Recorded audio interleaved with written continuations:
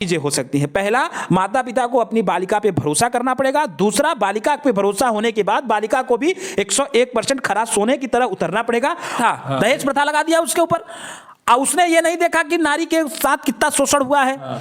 उस शोषण को उन्होंने नहीं देखा, उन्होंने क्या देखा कि दहेज प्रथा लगा दिया।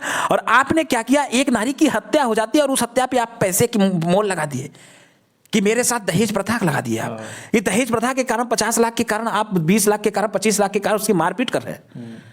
तो जब आप इस दहेज प्रथा की बात कर दिए ना, तो वहीं पे समाज आपके ऊपर हावी हो गया कि यार कुछ नहीं, बस करा, इनका बहुत बड़ा लोचा है, ये क्या किए, इनके लड़की के साथ ऐसा ऐसा हुआ, लेकिन ये इतना पैसा लेकर के अपना मुंह बंद कर लिए। तो फिर वह अगला व्यक्ति, जो समाज को डर कैसे मिलेगा, हर व्यक्ति को सब डर कैसे मिलेगा, बिना दंड के किसी को डर नहीं मिलेगा ना। वो तो पैसे से उसने अपने डर को क्या किया, अपने अपराध को छिपा लिया। और जब पैसे से अपने अपराध को छिपा लिया, तो फिर आप कहां से कह सकते हो कि नहीं दूसरा व्यक्ति नहीं करेगा।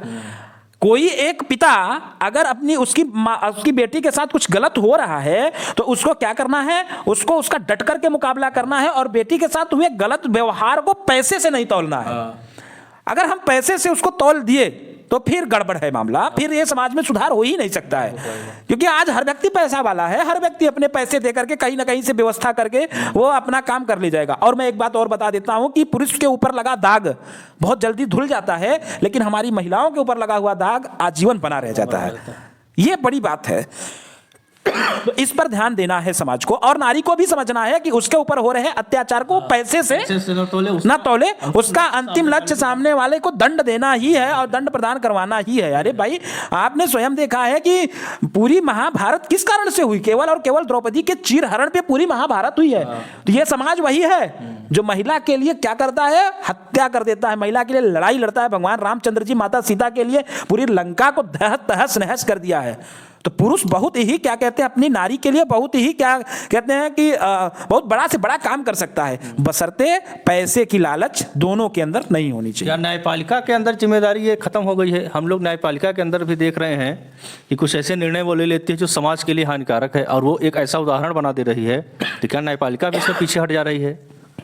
देखिए, जो न्यायपालिका और कार्यपालिका है, न्यायपालिका और कार्यपालिका दोनों ही एक सिक्के के पहलू हैं। देखिए, आप जो बता रहे हैं, आप जहां इस मामले को लेके जाना चाह रहे हैं, उस मामले में भी मैं आपको बता दूं कि यही चीज हुआ है कि न्यायपालिका और कार्यपालिका दोनों एक सिक्के की दो पहलू हैं। अब समाज ने अगर किसी एक विशेष पार्टी को लगभग संपूर्ण सीटों में से फुल मेजोरिटी के साथ बैठा दिया है, तो वहां न्यायपालिका फिर कमजोर हो जाएगी। फिर वहां न्यायपालिका क्या हो जाएगी, कमजोर हो जाएगी। क्योंकि आपको भी पता है कि न्यायपालिका में जो मुख्य न्यायाधीश होता है किसी राज्य की, उसकी नियुक्ति कौन करता है, राज्यपाल। और राज्यपाल किसका होता है, रूलिंग पार्टी का होता है।